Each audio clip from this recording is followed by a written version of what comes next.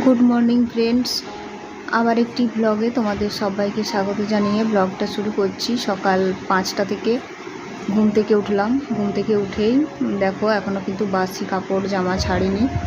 ওই কাপড়েই ভাবছি যে এঁঠো বাসন টাসনগুলো ধুয়ে তারপরে হচ্ছে এইগুলোকে একটু ঝাড় দিয়ে পরিষ্কার করে নিই। তো এঁঠো বাসনগুলো না আমি ধুয়ে নিয়েছি, সেটা তোমাদের সাথে আর শেয়ার করিনি। সবসময় একই রকম ব্লগ ভিডিও দেখাতে আমারও খুব একটা ভালো লাগে না। আর যেহেতু বাড়ির কাজবাজ একই রকমই থাকবে, তো কিছু করার নেই, জানো তো, দেখাতেই হয়। তো বাসনগুলো দেখো এই যে ধুয়ে রাখা আছে ঝুড়ির ওপর, এটা এক্ষুনি ধুলাম। আর হচ্ছে এই যে তারপরে ক্যামেরাটা অন করলাম। তো ক্যামেরা অন করার কথা সবসময় মাথায় থাকে না, জানো তো, কাজের তাড়া থাকে প্রচুর। আর মনে হয় তাড়াতাড়ি করে রান্নাটা করি, কারণ এক্ষুনি রোদ বেরোবে, প্রচণ্ড গরম লাগবে। এটা বর্ষাকাল বলে তো মনেই হচ্ছে না, প্রচণ্ড গরম। তো তারপরে এই যে ড্রেস চেঞ্জ করলাম, তারপরে ব্রাশ ট্রাশ করে ফ্রেশ হয়ে এসে এই যে বসেছি। আর এখন হচ্ছে একটু হাতে সময় নিয়ে বসেছি। এখন ভাবছি একটু ছাতু শরবত খেয়ে নিই। আর ছাতু শরবতটা লেবু চিনি নুন দিয়ে খাই, তাহলে কিন্তু শরীরটা একটু ঠান্ডা থাকে।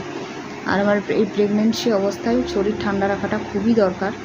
মানে জলের ঘাটতি তো শরীরে একদম হতে দেওয়া যাবে না।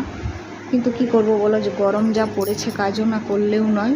তো তোমাদের সাথে কথা বলে বলে এটা খেয়ে নিই, আর তারপরে রান্নাবান্নার কাজে যাব। আর আজকের ব্লগটা সারাদিনের ব্লগ নয়, দুপুরবেলা পর্যন্তই ব্লগটা করেছি।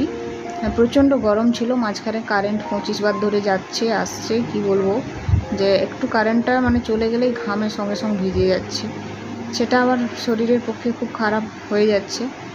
তো দিনে মনে হয় দুটো নাইটি তো চেঞ্জ করতেই হয়, সকালবেলায় একটা, দুপুরবেলায় একটা। তো কিছু করার নেই। তো আর এইদিকে হচ্ছে সকালের খাবার একটু তারপরে বানিয়ে নিচ্ছি। সেটা হচ্ছে ডিমটা একটু করে নিচ্ছি, ডিম বলছি আবার, সরি, পাউরুটিটা একটু সেঁকে নিচ্ছি। কারণ এটা হচ্ছে চা দিয়ে খাবো, দুধ চা। জানি না, খেতে খুব ইচ্ছা করছে, আর অ্যাসিড ফ্যাসিড না হয়ে যায়। তো দুধ চা অনেক দিন খাইনি, তো দুধও অনেকটা বেশি আছে, তার জন্য ভাবলাম পাউরুটিটা সেঁকে নিই, এটা খেয়ে নিই। তো এটা খাওয়া দাওয়া করলাম, করে তারপরে রান্নার কাজে যাব। আর সবজি টবজিগুলো আমার হাজব্যান্ডকে দিয়ে কাটা করালাম। আমি তো বসে বসে আর কাটতেও পারছি না, ঝুঁকতে পারছি না, আমার যেহেতু এটা 7 মান্থ চলছে। তো এদিকে হচ্ছে কুঁদরি আলু একটু পোস্ত করব। তো দেখবে কুঁদরি আলু পোস্ত কার কার পছন্দ অবশ্য কমেন্টে একটু জানিও।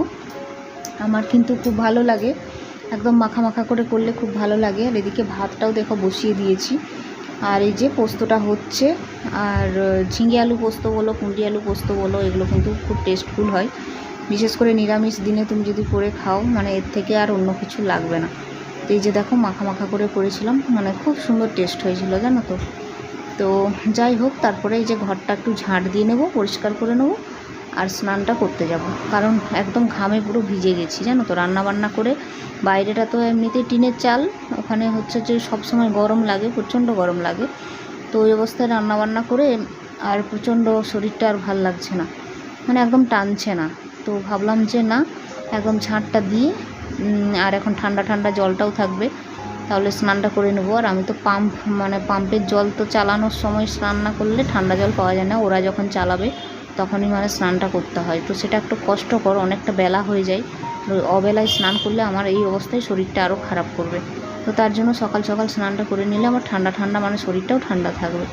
তো এই যে এটাকে ঝাড় দিয়ে এরপর স্নানটা করে তারপরে খেতে বসবো। আর তারপরে না একটু ডিম ভেজে নিয়েছিলাম, ওটার সাথে ডাল ছিল। তো কুঁদরি আলু পোস্ত আর একটা সবজি করেছিলাম, বলতে বরবটি আলু দিয়ে একটা সবজি করেছিলাম, আর আম ছিল, ওগুলোই ব্যাস। তো এই যে দেখো খেতে বসেছি স্নান টান করে। তো আজকের ব্লগটা কেমন লাগলো অবশ্যই জানাবে, যদি ভালো লাগে একটা লাইক করে পাশে থেকো। আর আগামীকাল আবার তোমাদের সাথে দেখা হবে। সবাই সুস্থ থেকো, ভালো থেকো।